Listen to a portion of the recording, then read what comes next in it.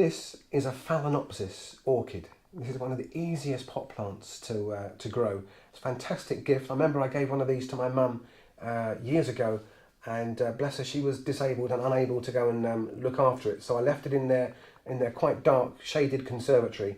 And do you know what? It flowered non-stop for 5 years. It just kept on producing more and more flowers on this long flowering stem. So given the right conditions and not being over pampered, these things can really thrive in homes.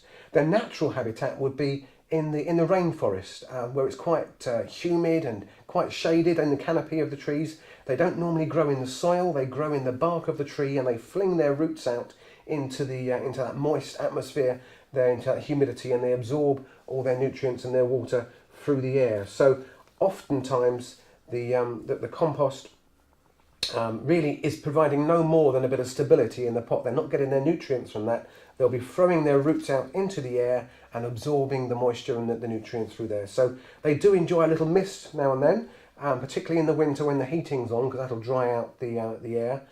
If you water it, you can plunge it for maybe an hour, plunge it into some water and then take it out. What it doesn't like is to be constantly wet. Remember my mum's orchid, it would dry out sometimes for a week or two at a time before I went round to the house to water it, and somehow it thrived. A lot of the orchid pots now will have a little kind of sump at the bottom of the pot, so when the plant sits in there, any water that you put in and drains through will collect there and then gradually evaporate and provide some moisture. But what you've got to avoid is having water collecting and actually soaking the bottom of the pot. That's got to be dry, so that it's not sat in water and it'll rot off then. Very, very easy to grow. Now, what about when they finish flowering? A lot of people aren't quite sure what to do if it does finish flowering. First of all, remember that plants like us need a rest, so it's quite normal after a few months, or in my mum's case, a few years, for them to stop flowering, and that's fine. Let them have a rest. Here's one that's stopped flowering.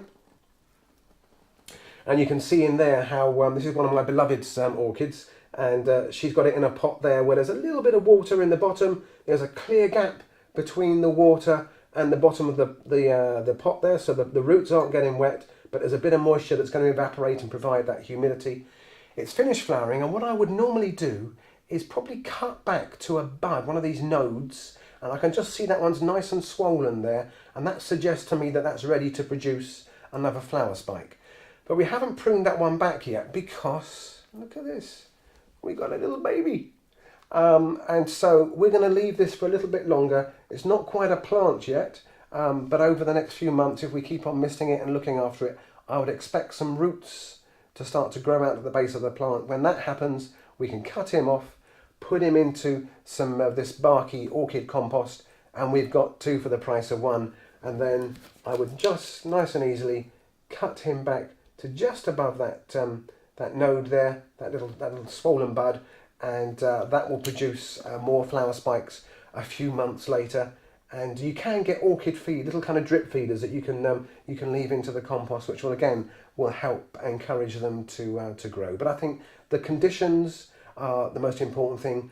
Not direct light, but fairly airy, and that moist atmosphere, a bit of misting, or maybe a saucer or a collecting point underneath of water. Easy.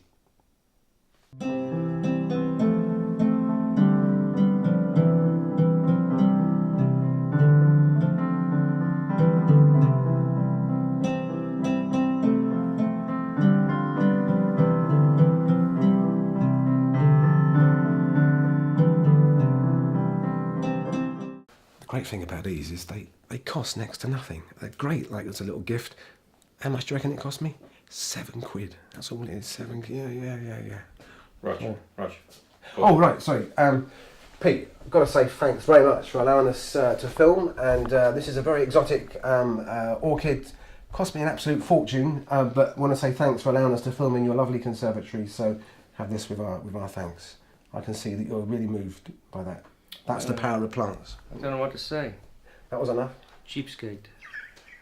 Thank you.